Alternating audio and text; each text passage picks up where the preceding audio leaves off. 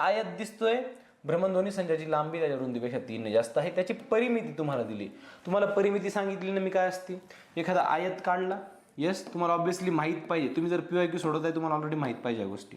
बरोबर, परिमिती काय सांगितली मी, चारही कोपऱ्यांची बेरीज, इथून चालायला स्टार्ट करायचं, कोपरे जेवढं अंतर चालणार रिटर्न ह्या ठिकाणी आले पाहिजे, तुम्ही मध्ये नाही घुसायचं, कोपऱ्या कोपऱ्यानं चालायचं. क्लिअर. तर परिमिती म्हणजे काय असते की ही बाजू म्हणजे ज्या काय बाजू मला दिलेल्या आहे त्या सर्व बाजूंची मला बेरीज करायची असते. पण काय ही बाजू समान आहे.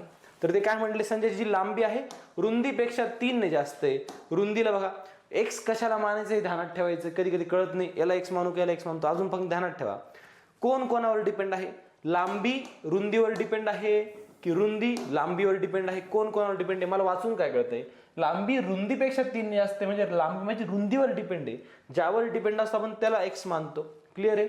मग रुंदी एक्स झाली, लांबी काय झाली रुंदीपेक्षा 3 ने जास्त म्हणजे x + 3. एकदम सिंपल आहे. ठीक आहे. तुम्हाला लांबी आणि रुंदी भेटली, तुम्हाला परिमिती कशी काढायची असते सांगितली आहे. परिमिती म्हणजे काय, लांबी आणि रुंदी जी असती, रुंदी ह्या दोघांच्या 2 पट करायचं, 2 पट ना बघा सेम 2 पट करायचं असतं.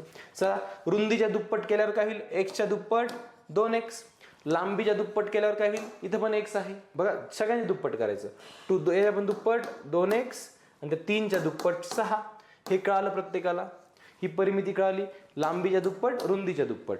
क्लिअर. ही परिमिती असती, जी किती दिलेली मला 34 दिलेली आहे. क्लिअर. जे काय दिसते 34 बरोबर 2 आणि 2 4x, हा 6 इकडे अधिक आहे, तिकडे जाऊन तो वजा होणार आहे. 34 मधून 6 गेले 28 बरोबर 4x. तर x बरोबर किती आलं, 7 चौक 28, तर x बरोबर 7 आलं.